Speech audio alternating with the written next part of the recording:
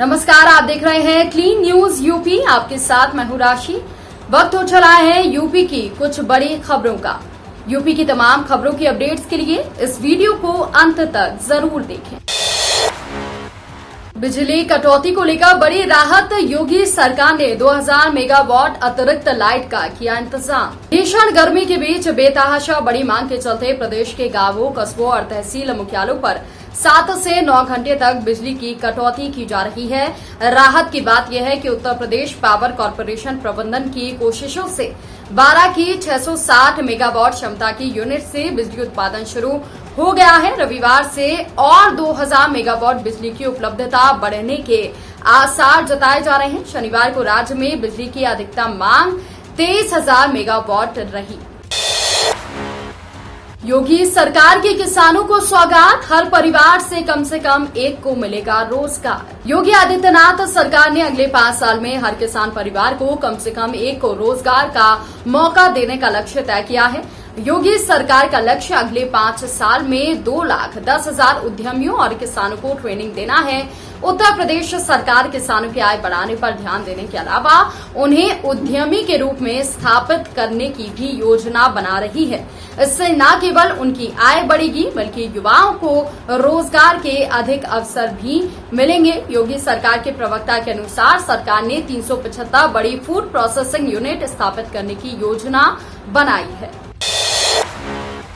UP में योगी सरकार की एक और अच्छी पहल, दिव्यांग बच्चों को उपहार में मिलेंगे पालनहार। दिव्यांगों को समाज की मुख्य धारा में लाने के लिए शिक्षा, दिव्यांग पेंशन और स्वरोजगार के बाद अब प्रदेश सरकार दिव्यांग बच्चों की मदद की तैयारी कर रही है।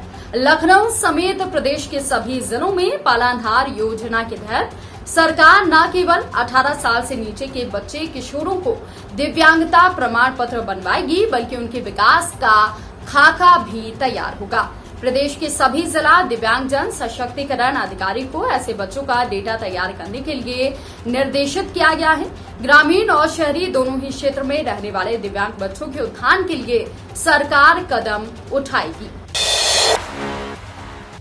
पूर्वांचल एक्सप्रेस वे पर आज से लगेगा टोल टैक्स। यूपी के पूर्वांचल एक्सप्रेस वे पर आज से टोल टैक्स देना पड़ेगा। राजधानी लखनऊ से गाजीपुर को जोड़ने वाले 340 किलोमीटर लंबे पूर्वांचल एक्सप्रेस वे पर वाहन चालकों से 1 मई से टोल टैक्स वसूला जाएगा। यूपी रा ने सभी तरह के वाहनों के लिए एक्सप्रेस वे पर टोल टैक्स की दरें जारी कर दी हैं। एक्सप्रेस वे पर कार, जीप, वैन, हल्के मोटर वाहनों के लिए 675 रूपये, हल्के व्यावसायिक वाहन, हल्के माल वाहन के लिए 1,065 रूपये और बस या ट्रक के लिए 2,145 रूपये के साथ ही भारी निर्माण कार्य मशीनों के लिए 3,285 रूपये की वसूली यहां पर की जाएगी।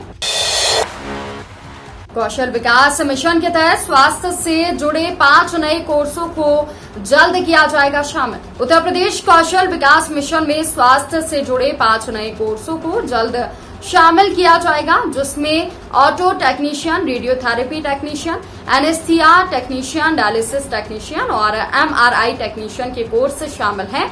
आपको बता दें कि प्रदेश में योगी सरकार ने पिछले 5 सालों में स्वास्थ्य इंफ्रास्ट्रक्चर के विकास में कोई कसर नहीं छोड़ी है और इसी का परिणाम रहा है कि योगी सरकार में पिछले कार्यकाल में प्रदेश की जनता को बेहतर स्वास्थ्य सुविधाएं मिल सकी हैं। ऐसे में योगी सरकार आने वाले 5 सालों के लिए एक बेहतरीन रोड मैप तैयार कर रही है।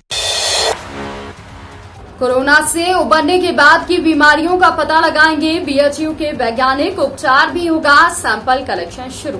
पिछले 2 साल में लाखों लोग कोरोना महामारी की चपेट में आए। इसमें से कई को असमय ही अपनी जान गंवानी पड़ी, तो एक बड़ा तबका ऐसा है जो अपनी जीवन शक्ति के बल पर स्वस्थ होकर लौटा।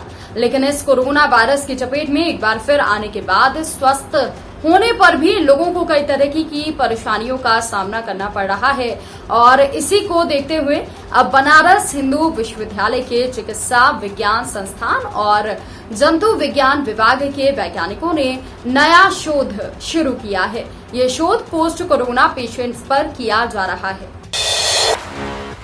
प्रचंड गर्मी में धधक रहा यूपी, तापमान 44 डिग्री दर्ज। उत्तर प्रदेश में इस समय लू और तपती गर्मी से सभी का हाल खराब है। एनसीआर, यूपी समेत कई राज्यों में पड़ रही प्रचंड गर्मी ने जीना मुहाल कर दिया है। वहीं गाजियाबाद में शुक्रवार को सुबह निकलने के साथ ही गर्मी ने सताना शुरू कर दिया।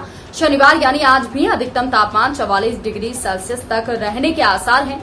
मौसम विभाग का अनुमान है कि अभी 3-4 दिन तापमान में गिरावट बिल्कुल नहीं आएगी और साल मार्च से ही असामान्य तरीके से तापमान में बढ़ोतरी शुरू हुई है, जो अप्रैल के अंतिम सप्ताह तक लगातार जारी है। गर्मी से इंसान ही नहीं बल्कि पशु पक्षियों का भी बुरा हाल है।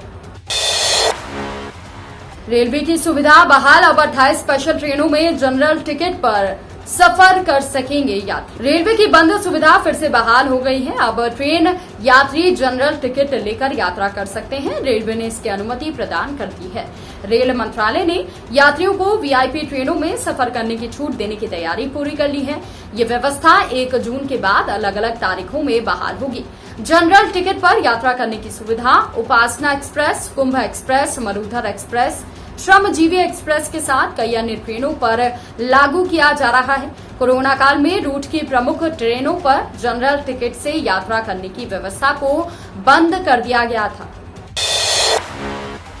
खुशखबरी, कर्मचारियों की पेंशन और ग्रेच्युटी को लेकर योगी सरकार का बड़ा फैसला। उत्तर प्रदेश सरकार ने राज्य कर्मचारियों की सुविधा के लिए बड़ा फैसला लिया है। फैसले के तहत अब रिटायर होने वाले कर्मचारियों को रिटायरमेंट के 3 माह पहले ही पेंशन और ग्रेच्युटी के भुगतान का आदेश मिल जाएगा। इसके लिए योगी सरकार ने पहल शुरू की है।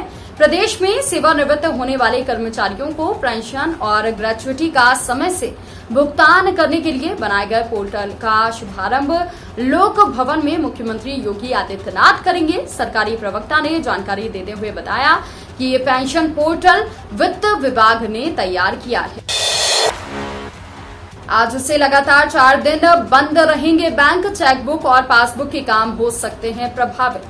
अप्रैल का महीना खत्म हो गया है। आज से मई महीने की शुरुआत हो रही है। ऐसे में आरबीआई ने बैंक की छुट्टियों की लिस्ट जारी कर दी है। इसके तहत आज 1 मई से 4 मई तक लगातार 4 दिन बैंक बंद रहेंगे।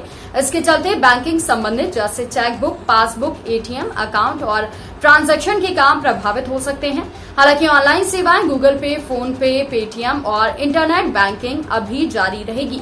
आपको बता दें कि 1 मई 2022 को रविवार, मजदूर दिवस और महाराष्ट्र दिवस है। ऐसे में देश भर के बैंक बंद रहेंगे।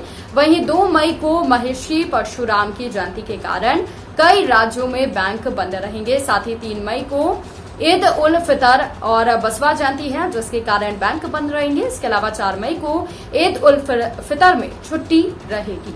फिलहाल के लिए हमारे यूपी बुलेटिन में इतना ही। उत्तर प्रदेश की तमाम छोटी बड़ी खबरों की अपडेट्स के लिए आप बने रहिए क्लीन न्यूज के साथ। नमस्कार।